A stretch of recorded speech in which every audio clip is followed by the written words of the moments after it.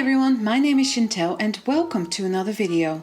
It is the first Friday of the month and today I'm creating the 7th Harry Potter Matchbox Diorama for you. If you would like to catch up on all the other ones, I will leave a link in the iCard section. So let's see what the 7th Harry Potter Matchbox Diorama will be.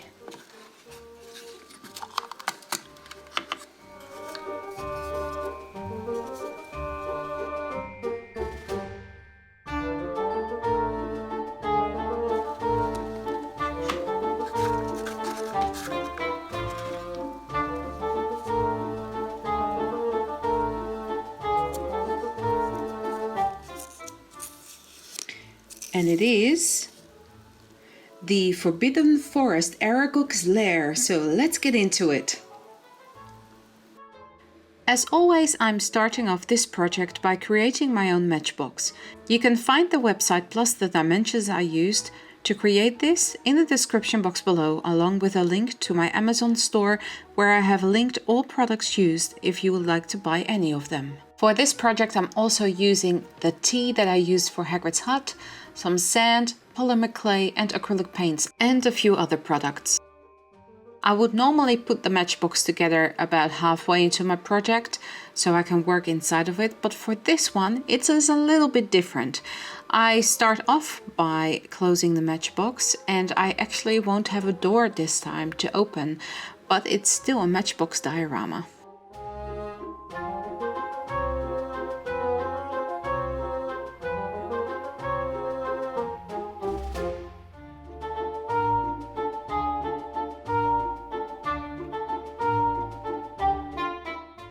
I cut off a part of the cover so I can glue this part onto the front.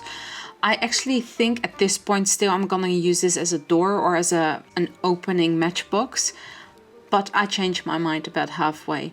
This is where I measure out what part I need to cut out of the front so you can look into it.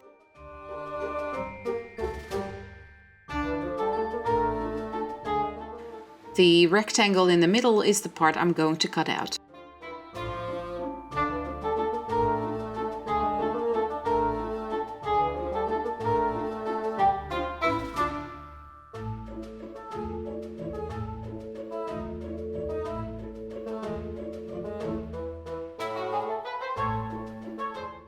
Next, I am going to build the forest where Aragog lives, a part of the Forbidden Forest where you can find Aragog's lair.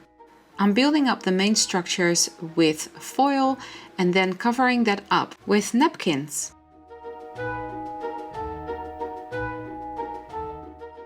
The actual design of Aragog in the movies is absolutely insane.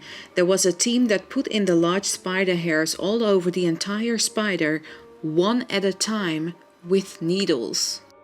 I mean, I love details and a lot of detail, but that is just an insane amount of work, and to be honest, I would probably actually love to work on something like that.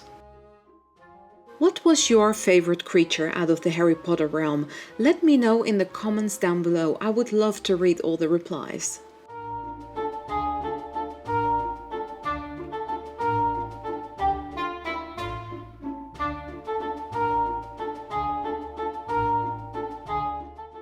Now that I have the main structure in place made from foil, I'm going to tear up this napkin. I have a mixture of PVA glue and water which I will brush onto the surface and put on a piece of napkin and then brush over it again so it will adhere to the foil. This will give it strength and put everything together, but also it will give it texture, and that's what I'm after. Once that is all glued on and dry, I am moving on to the front cover, which I will later glue on to the actual matchbox as well, and do the same thing for this part.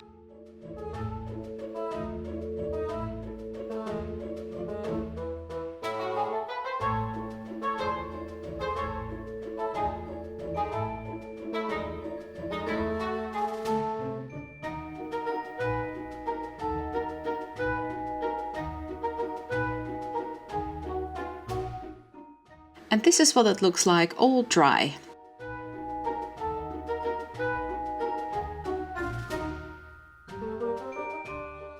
Out of all the matchboxes I've made so far, this is the first time I am using polymer clay. Of course I could have used it earlier, but for some reason I decided not to.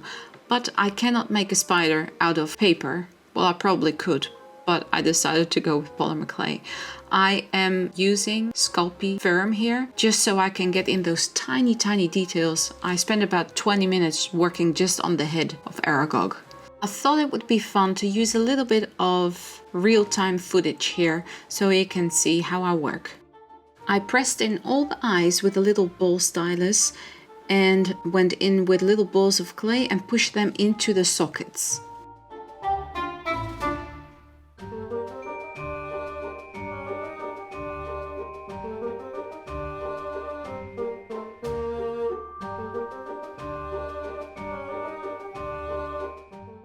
Then I'm attaching the body here, which is basically a teardrop shape with one flat edge, and testing out if he actually sits well in the environment. For this project I am mainly using Vallejo Model Color acrylic paints. I really like these paints. A little goes a long way and the coverage is absolutely outstanding.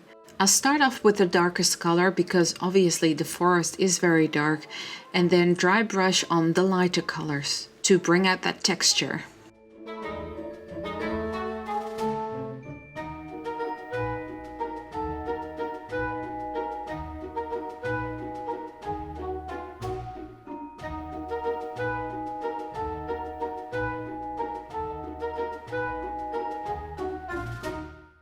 And this is what it looks like, all painted and with the dry brushing on.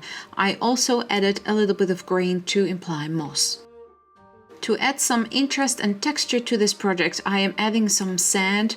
I'm first applying some PVA glue and then applying the sand. And then after that, I'm also applying some of the dark tea to imply soil.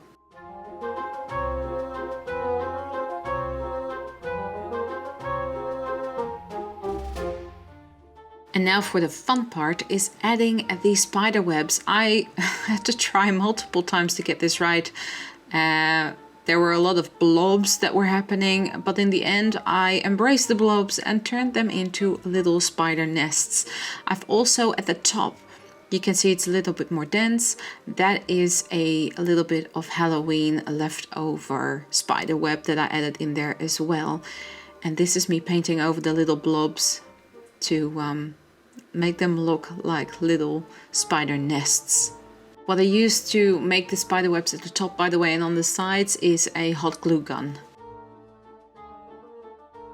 Now this environment is ready for the cover to be put on and the spider to be put in.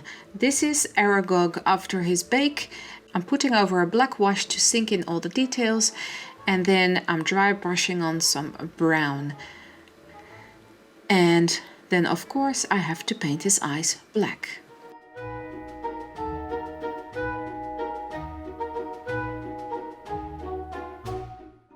Then on the outside I put on some moss, but it is in this case for the foliage of the trees.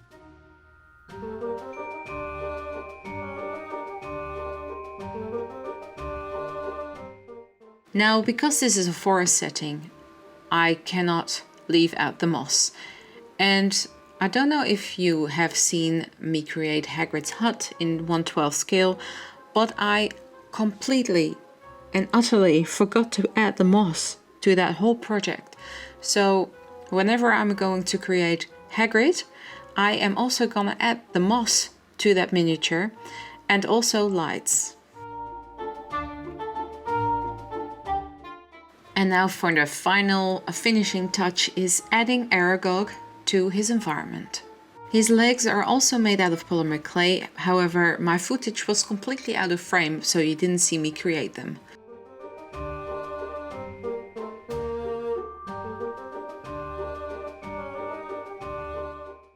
Now let's have a closer look on what he looks like.